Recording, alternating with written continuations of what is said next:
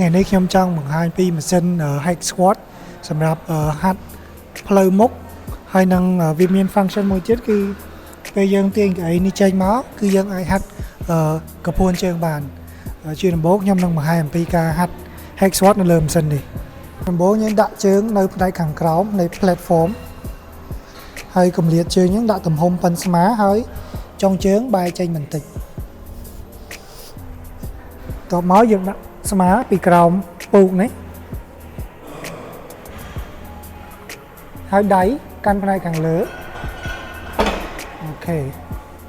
ពេលចាប់ផ្ដើមយើងបន្ទន់ជង្គង់យឺត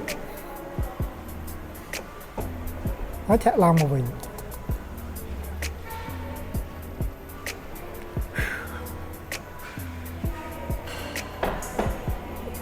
អូខេពេលយើងហាត់រួចយើងរុញចុះអូខេ option មួយទៀតគឺយើងអាចហាត់កពួនជើងបានដោយទាញកន្លឹះនេះចេញមកឲ្យពូកនេះមកមុខបន្តិចមួយទៀតយើងសេរី platform នេះឲ្យវាបាសឡើងអូខេពេលយើងហាត់កពួនជើងគឺយើងដាក់ជើងពាក់កណ្ដាលជើងយើងគឺនៅលើ platform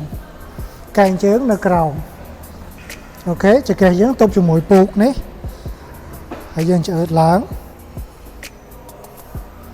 ហើយយើងឆ្អើតមក1 2 3អូខេពេលឈប់ដូចគ្នាគឺរុញកន្លឹះនេះចុះ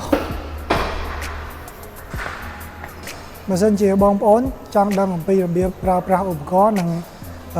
exercise បន្ថែមអាចចុច like និង follow page YouFit បាន YouFit where you become fit